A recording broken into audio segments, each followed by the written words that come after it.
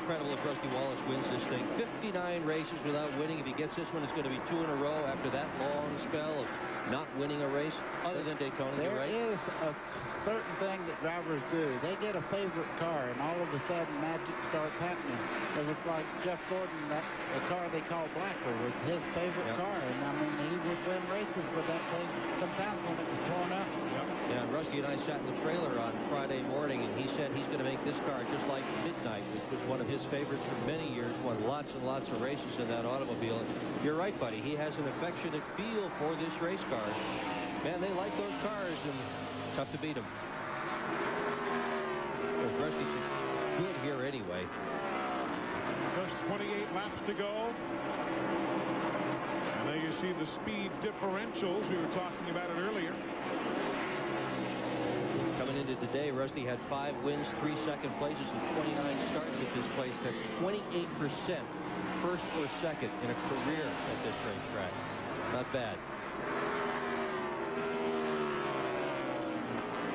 DJ still looking for his first win here. He's Gordon right up top, and here we have it. Jarrett moving closer and closer every lap. He's got it down to about a 4-car length lead now.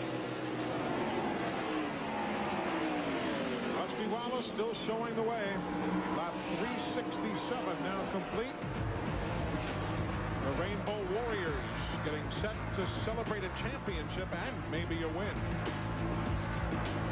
Welcome back, everybody. You see the spread. Rusty Wallace to Jeff Gordon. Dale Jarrett from first to third, 1 and 2/10 seconds. But right there, second and third. Darn close to nose to tail. Last lap, Rusty at 143.9. Jarrett 143.8 miles an hour. And Gordon was quickest on the last lap. Computers. I'm seeing right now that Jarrett is catching him, and I also thought that Gordon just brushed the wall the lap before this as he was going through turns 3 and 4. A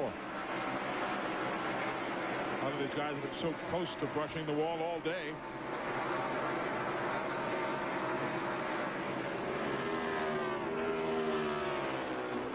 Not Rusty. He stayed downstairs pretty much all day. Very different line for the majority. Figure this business. You go over a year without a win, and now you're looking at a potential second victory in a week's time. Some people say it starts just about an inch over the ears. You start thinking, hey, wait a minute, this car is magic and I can win it. That's their position there. Hamilton grabbing the spot away from Ward Burton. That'll be 6th nicely right there. Hamilton has been tenacious all day in that brand new race car. He'd be at the tail end of the lead lap and just fight his way back up again. Now time for us to go to Matt Yoakum with our Stanley picture-in-a-picture. Stanley, whatever it is, wherever it is, make something great. Stanley. Matt. Well, Eli, Todd Parrish recruiting for the 88 car of Dale Jarrett. Your car has dropped back to third. Has it gone back to the tight side? The car's not bad right now. He's driving his heart out, trying to get back up to the front. Hope he can do it. Well, Kyle Petty, the good news, has left the pit area. DJ is trying to hold on to that third position in the points. He's got a 36-point lead over Rusty Wallace, but Rusty told me that it would break his heart if DJ had to get out of the car either here or Atlanta, which would then give him the third spot. He says, I don't want a gimme. I want to win it fair and square. That's very believable, too. These guys will race you hard, but they like everybody on the circuit. They travel together. You want to win it straight up. You really do. 15 laps to go. Boy, oh boy. It looks to me like second and third closing in on our leader right now. Rusty's got a pretty good lead with us down to about 10 car lengths now. But Jeff Gordon and Dale Jarrett are driving their heart out.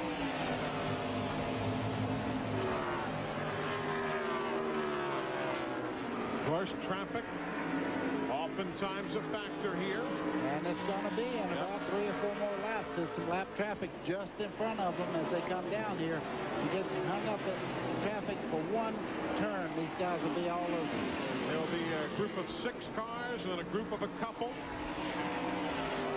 Now the leaders will have to negotiate their way through. They get around Steve Park as you see what the last few laps look like. You can see right there, Jeff Gordon's been running the high side. He gained about 6-7 car lengths on Rusty because Rusty's car works better on the bottom side of the racetrack. When he had to give up the bottom, you can see him just move right in. So many strategies, so many lines, so many different ways to play your cards. And it's not just the racetrack. You got to find the line that works best for the race car, the way it's behaving. And for Jeff Gordon, it's way up there. And for Rusty Wallace, it's way down there. Well, Rusty's going by, but look at Dale Earnhardt still fighting very, very hard right up against the wall there. That's a position. Earnhardt and Rudd, they're battling for ninth. Jeremy Mayfield makes an unscheduled pit stop, lap 381. That's a good scramble right there, ninth place. 10 laps to go and they get back to the stripe. Boy, these guys are fighting all the way around the racetrack. Earnhardt finally gets ahead of Ricky Rudd, slides right up to the outside wall and hits down off turn 4 there. You can see really very, very close there. Two veterans who've raced side by side for many, many years, and perhaps they race harder against each other than almost anybody else. Look at this. Scramble for the lead. Boy. Here comes Gordon using the high side. You can tell it's money time. He moves in and makes it less than a car length. Jeff Gordon in the 24 looking all over the backside there of Rusty Wallace. And Rusty's not going to go up and try to block him. Going to let him have that high line. Oh, Jeff Gordon now about a 3/4 of the car length into the lead. Goodness. And the fans like what they see. They are going wild in the Gordon rooting section.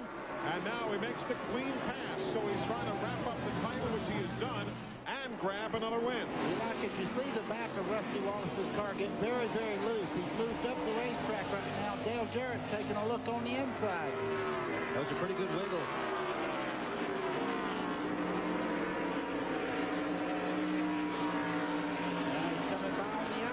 This is the second place. Give it to Jarrett as they come towards the line. Half a car length there to 88, Dale Jarrett. So they swap the spots around here at lap number 385. But Jeff Gordon, a 3-time winner here. Trying to join Darrell Waltrip as a 4-time winner here at the Rock. How about winning 12 races in one season? I mean, the year's not over yet. Exactly. Yeah. He'll go over his $6 million today as well without the point money. Yeah. You know, I got a feeling he would do it for nothing. I think he just enjoys winning and being a part of a great team, and that's what he has right now. Well, that's been his whole life. Since a little kid, this is what he has worked for. What he's brought up to do, be a professional race car driver.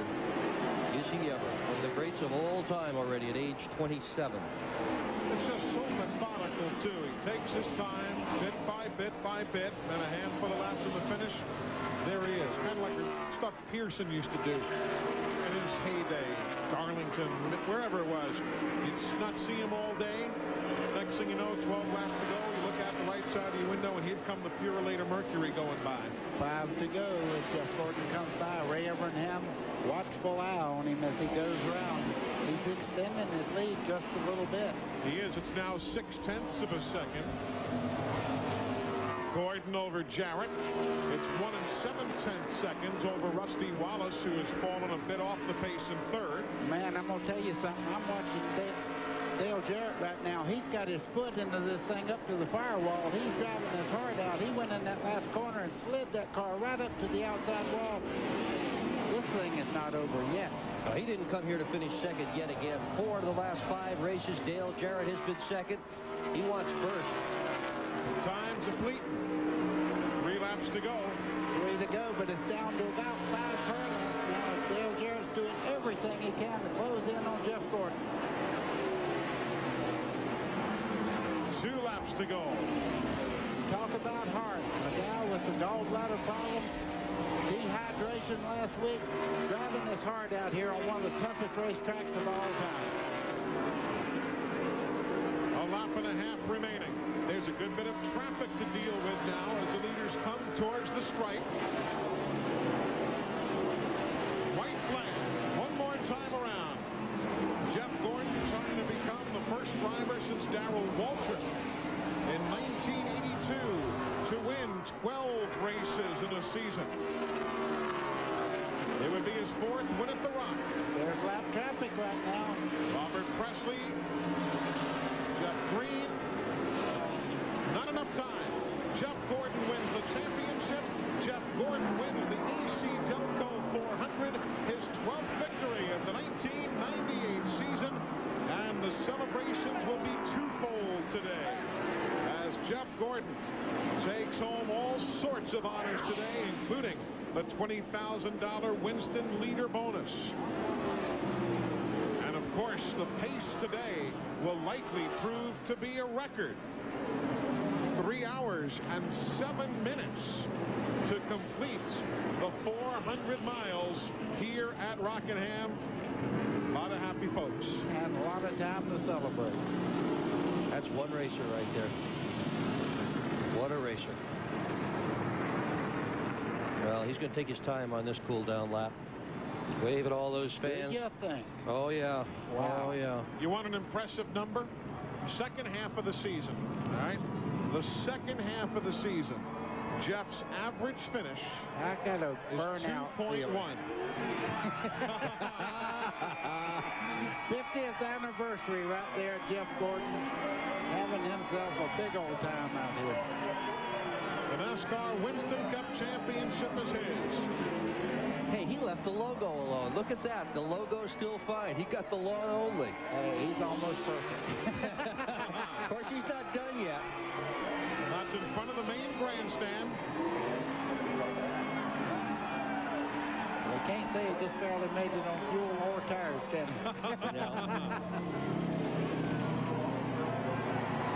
Of course, we'll be with the celebration here on TNN Motorsports. He falls in behind the Winston Cup Championship pace car.